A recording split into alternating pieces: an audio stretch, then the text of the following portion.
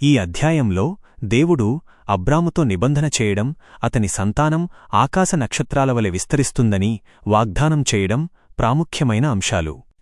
ఆదికాండము 15వ అధ్యాయము. 1. ఈ సంగతులు జరిగిన తరువాత యెహోవా వాక్యము దర్శనమందు అబ్రామునకు వచ్చి, అబ్రామా భయపడకుము, నేను నీకు కేడెము, నీ బహుమానము అత్యధికమగును అని చెప్పెను. 2. అందుకు అబ్రాము, ప్రభువైన యెహోవా, నాకు సంతానము లేదు, నా ఇంటి ఆస్తికర్త ఈ దమస్కు ఎలియేజరే గదా, నాకేమి ఇచ్చిననేమి అనెను. 3. మరియు అబ్రాము, ఇదిగో, నీవు నాకు సంతానము ఇయ్యలేదు గనుక నా ఇంట పుట్టినవాడే నా వారసుడగును అని చెప్పగా. 4.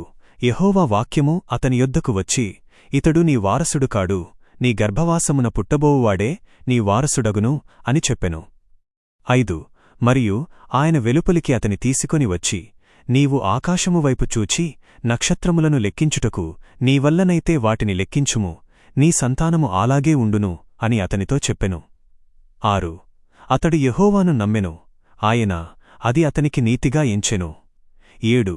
మరియు ఆయన ఈ దేశమును నీకు స్వాస్థ్యముగా ఇచ్చుటకు కల్దీయుల ఊరు నుండి నిన్ను వెలుపలికి తీసుకొని వచ్చిన యెహోవాను నేనే అని అతనితో చెప్పెను. 8. అందుకు అతడు, ప్రభువైన యెహోవా, నేను దీనిని స్వాస్థ్యముగా పొందుదునని నాకెట్లు తెలియును అని అడిగెను. 9. ఆయన నా కొరకు 3 సంవత్సరముల పెయ్యను, 3 సంవత్సరముల మేకను, 3 సంవత్సరముల పొట్టేలును, ఒక తెల్ల గువ్వను, ఒక పావురపు పిల్లను తీసుకొని రమ్మని అతనితో చెప్పెను. 10. అతడు అవన్నీయూ తీసుకొని వచ్చి వాటిని మధ్యకు ఖండించి ఆ ఖండములను ఎదురెదురుగా ఉంచెను. అయితే పక్షులను అతడు ఖండించలేదు. 11. గద్దలు ఆ కళేబరముల మీద వాలినప్పుడు అబ్రాము వాటిని తోలివేసెను. 12. పొద్దుగ్రుంకు సమయమున అబ్రామునకు గాఢనిద్ర పట్టెను. అప్పుడు భయంకరమైన చీకటి అతనిని కమ్మేను. 13. ఆయన అబ్రాముతో ఇట్లనెను, నీ సంతానము తమది కాని పరదేశమందు నివసించి 400 ఏండ్లు ఆ దేశపు వారికి దాసులుగా ఉందురనియూ వారు వీరిని బాధింతురనియూ నీవు నిశ్చయముగా తెలుసుకొనుము.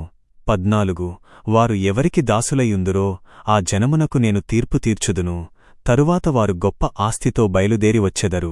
15. నీవు క్షేమముగా నీ పితరుల యొద్దకు వెళ్ళెదవు, మంచి వృద్ధాప్యమందు పాతిపెట్టబడెదవు. 16.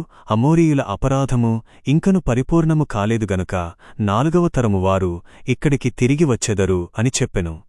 17. పొద్దుగ్రుంకి చీకటి పడినప్పుడు ఇదిగో పొగవచ్చిన ఒక పొయ్యియు మండుచున్న ఒక జ్వాలయు కనబడి ఆ ఖండముల మధ్యగా వెళ్ళెను.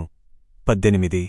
ఆ దినమున యెహోవా ఐగుప్తునది మొదలుకొని గొప్ప నది అయిన యూఫ్రటీసు నది వరకు ఈ దేశమును అనగా 19 కేనీయులను, కేనిజ్జీయులను, కద్మోనీయులను, 20 హిత్తీయులను, పెరిజ్జీయులను, రెఫాయీయులను, 21 అమోరీయులను, కనానీయులను, గిర్గాషీయులను, యెబూసీయులను నీ సంతానమునకు ఇచ్చియున్నాను అని అబ్రాముతో నిబంధన చేసెను.